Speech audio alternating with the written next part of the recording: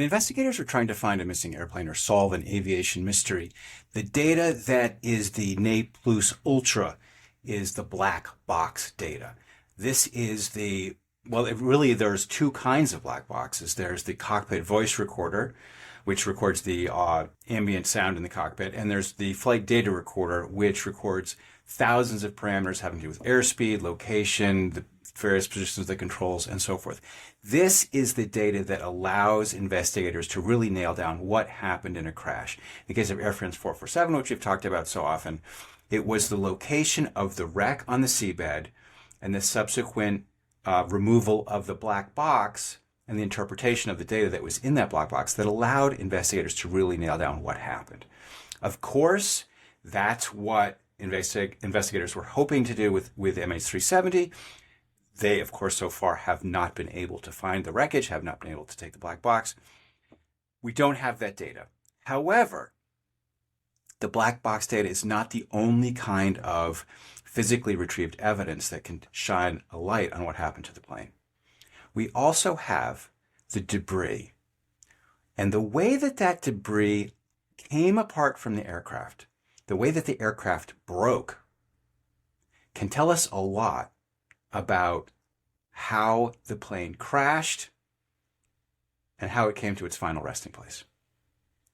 Today we're going to talk about what the wreckage of MH370 can tell us about what happened to the plane.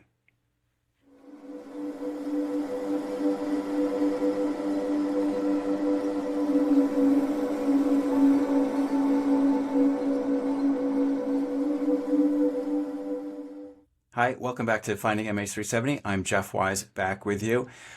We're going to talk about breakage. There's 5 basic ways that a physical material can break. The two most important for our present purposes are tension and compression. A tension failure occurs when something is pulled apart. Think when you pull on 2 ends of a string and until it snaps. Compression is the opposite. It's what happens when something is crushed by a weight or smashed on impact. Think about an elephant standing on an eggshell. When a plane crashes, it's common for all different parts to exhibit different kinds of failure. Imagine a plane, for instance, whose wingtip hits a tree. The impact would crush the leading edge of the wingtip. That's a compression failure. And then the wrenching of the wing backwards from the body of the plane would cause a tension failure at the forward wing root, and then a compression failure at the aft end. By collecting many pieces of debris after a crash occurs, investigators can tell a story. They can deduce how the sequence of events unfolded in a chronological order to tell a story that makes sense. This is how the mystery of TWA-800 was solved. This was an accident that took place in 1996, July 17th, 1996. A Boeing 747 with 230 people aboard exploded 12 minutes after takeoff from JFK, rained pieces down into the ocean off the shore of Long Island. It sparked a 4-year investigation. Ultimately, thousands of pieces of debris were recovered from the seabed. Altogether, about 96% of the airframe were taken, collected, brought to a hangar in Calverton, Long Island, and painstakingly reassembled. What they were able to deduce by looking at how these pieces had broken was that an electrical fault had caused a fuel tank to explode, and this caused a ballooning outwards of the skin of the aircraft fuselage. It came apart like a balloon popping. The plane broke into 2 major parts, and you had one part that essentially blew outwards with a lot of tension failures, and then the front part fell and smashed into the ocean, resulting in primarily compression failures, pieces being crushed together. So we have tension failures predominating in the first part of the accident, and then compression failures later.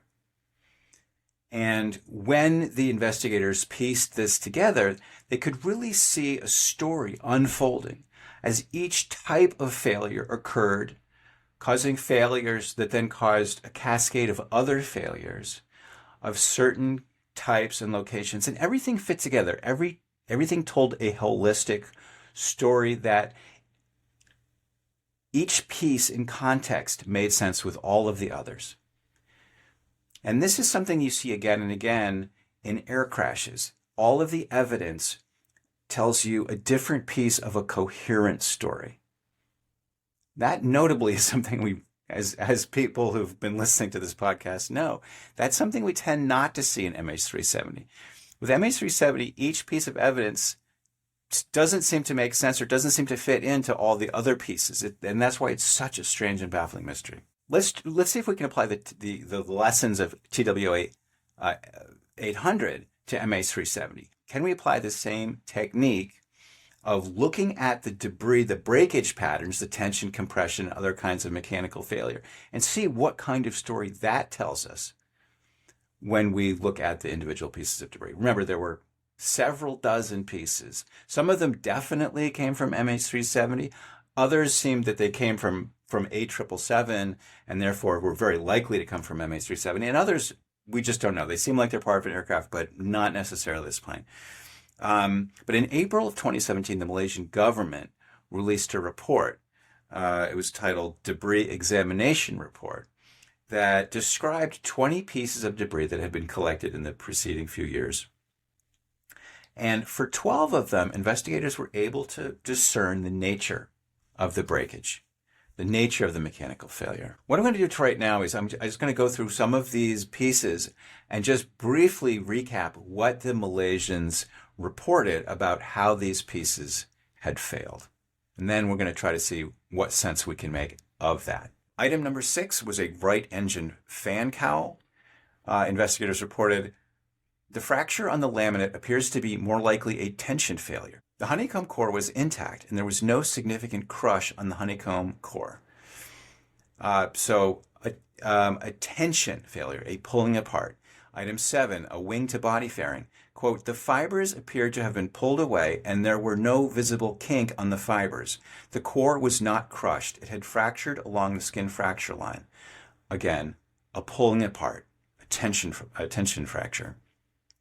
Item 8, flap support fairing tail cone. Quote, the fracture line on the part showed the fibers to be pulled out, showing tension failure. Most of the core was intact and there was no sign of excessive crush. Item 9, upper fixed panel forward of the flaperon left side. Quote, the fracture lines showed that the fibers were pulled, but there were no signs that they were kinked. The core was intact and had not crushed. Tension failure, pulling apart. Item 12, possible wing or horizontal stabilizer panel. Quote, the carbon fiber laminate had fractured and appeared to have pulled out, but there was no crush on the core. Tension failure. Item 15, upper fixed panel forward of the flaperon right side. Quote, the outboard section had the fasteners torn out, with some of the fastener holes still recognizable. The inboard section was observed to have signs of net tension failure as it had fractured along the fastener holes. Tension failure. Item 18, right-hand nose gear forward door. Quote, close visual examination of the fracture lines showed the fibers were pulled and there was no sign of kink. Tension failure. Item 20, right aft wing to body fairing. Quote, this part was fractured on all sides. Visual examination of the fracture lines indicated that the fibers appeared to have pulled away with no signs of kink on the fibers. Tension failure. Item 22, right vertical stabilizer panel. Quote, the outer skin had slightly buckled and dented, but the inner skin was fractured in several places. The internal laminate seems to be squashed. So here we have a compression failure. So this one's different. Item 23, aircraft interior. The fractured fibers on the item indicated the fibers were pulled out, which could indicate tension failure on its structure. Item 26, right aileron. The fitting on the debris appeared to have suffered a tension overload fracture. Tension failure. Item 27, fixed forward number 7 flap support fairing. One of the frames was completely detached from the skin. It may be due to fasteners pull through, as the fasteners holes appeared to be torn off with diameters larger than the fasteners. A pulling apart, a tension failure. So it's worth noting, in summation, that except for one of these pieces, all of the pieces had failed under tension. They had pulled apart. The exception being item 22, which came from the tail, so the rear part of the aircraft. And this was from near the leading edge of the vertical stabilizer. I find it particularly interesting that item number 18, which is the nose gear door, appeared to fail under tension. It was pulled apart. Because if you remember from the episode where we talked about how the plane impacted the water, assuming that it did impact the water, this would be a very high speed, almost the speed of sound, impact nose first. So it's very striking that a plane that impacted nose first at incredibly high speed would somehow have the chin of the aircraft essentially not smashed in, but pulled apart. Seems puzzling to me. In 2017, as I was beginning to report out this aspect of the case, I talked to Bill Waldock, who is a professor at Embry-Riddle Aeronautical University who teaches air crash investigation. In fact, they have a facility where they have simulated air crashes, pieces of broken airplane, where students can go and look at the different kinds of failure and try to ascertain what was the sequence of events in this, make-believe air crash. And I put it to him, I asked him what kind of failure you would expect to see if the plane had engaged in a high-speed impact with water. And he told me that you would expect to see a lot of compression, as was seen with the forward section of TWA-800. There was a lot of compression as the piece smashed into the water at high speed. As famously everyone knows, water at high speed is as good as concrete.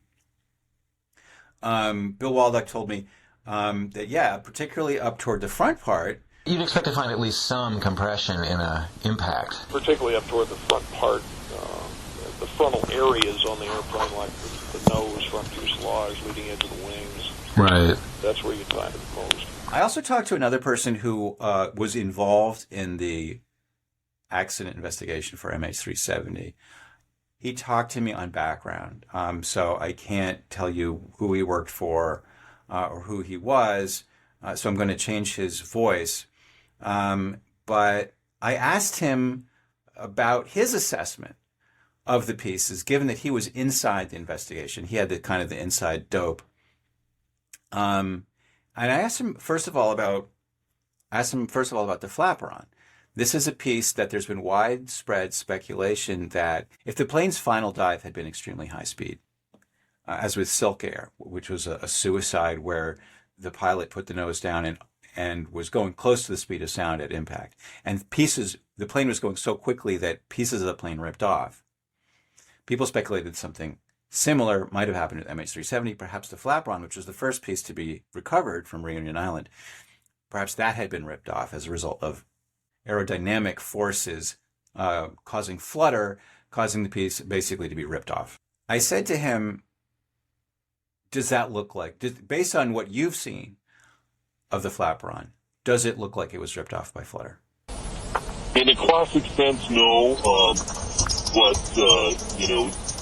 Where you would be looking for flutter would be on the stops, on the mechanical stops that are up on the wings, because that's part of that piece that came out. And in looking at that piece, you've got different types of failures of the composite skin that don't necessarily, they don't appear to be flutter. What does it look like? It just looks like kind of an impact type separation. So it looks like you've drugged that thing either in the water or on the ground or something. Oh, okay. But it's a little hard with that one because you don't have any other wreckage. So one of the keys, you don't base anything on one small piece. You're trying to look at kind of a macroscopic view of all the wreckage to make sure that if I think this is flutter, then do I see the signatures elsewhere on the airplane? So, typically we won't base it on one piece like the flaperon. So what my source was trying to tell me is that in a professional air accident investigation, you don't tell a story based on a single piece. Remember, with TWA-800, they had thousands and thousands of pieces that had been painstakingly reassembled, like a jigsaw reassembled, put together on a jig so that the whole plane is sitting there in the hangar, and you can see how each piece relates to the other. One piece by itself might not tell you very much at all. And in the case of MH370, several dozen pieces sounds pretty impressive, but they're all from different parts of the plane, with a few exceptions. And they don't really hang together. Whether that's because they just don't tell the pieces themselves don't tell a coherent story, or there just aren't enough pieces to tell the story. And this is what he said on this point. If you don't have any wreckage, like in the case of MH370, we've got like 7 or 8 pieces from that airplane that doesn't tell the story. If you look at if you look at the flapper rod, it has a story, but how does it fit into the larger story? We just don't know. Yeah, I mean, Malaysia had released, like a couple weeks ago, a report that had description of the, very rudimentary description of how those pieces came apart. I suppose you've probably seen that. Yeah, I'm actually part of that case. Oh, you're part of that case. What? Yep. Is there? Does it kind of fit in any kind of preliminary narrative? You can make a whole bunch of stories based off that one piece.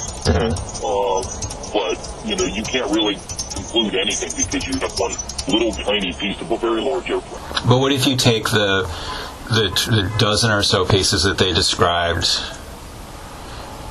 The other pieces don't really help all that much because they're fairings. They're pieces that don't really contribute to flight. You could lose them in flight and not have any problem. The flapper on the flight control, so it's kind of a critical piece of the airplane. All the rest is engine fairings, and there's a piece of horizontal stabilizer fairings, that don't really help tell any story. Yeah, one I thought particularly interesting was the nose gear door, which you would expect if the Australians had thought that the plane nosedived into the ocean, and yet this plane came apart apparently under tension, not under compression. Right. We really, and even the Australians we don't have any information to suggest how the airplane may have impacted the water. Right. All we have is 7 data points showing us where the airplane went. And, from there you can make a million assumptions on how it hit the water. You could say, well, I could make a case for it landing on the water, high speed impact, low speed impact, whatever. I just don't know. When you get into an impact sequence too, all the loads are changing. So, you're not reacting the flight loads, the normal loads that the airplane would see, because as it starts to crumple and break apart, then pieces see loads that they're not designed for it. So, even if the landing gear was tension, well, okay, without anything else, that doesn't mean a whole lot. Without anything else, it doesn't mean a whole lot. So just to put a pin on it, we have all of this debris. We can see how it came apart, but it doesn't add up to a coherent story. Now, there have been people who have come forward and said, I have looked at photographs of pieces, especially the flaperon, and I can tell you exactly what happened to this plane. I can solve the whole mystery for you. The take-home lesson, I think, from this episode is you cannot do that.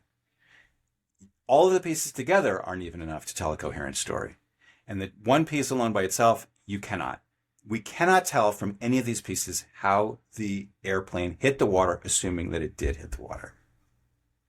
Well, I hope this was interesting. This has been episode 11, season 2 of Finding MH370. Once again, if you appreciate what we're doing, please hit like, subscribe, comment, all that good stuff. Go over to our show page at findingmh370.com. You get a weekly newsletter, and you can also make comments there. Ask me questions. I'm always here to help. That's all I have for you today. Once again, as I always say, don't stop looking and don't stop asking hard questions. See you next time.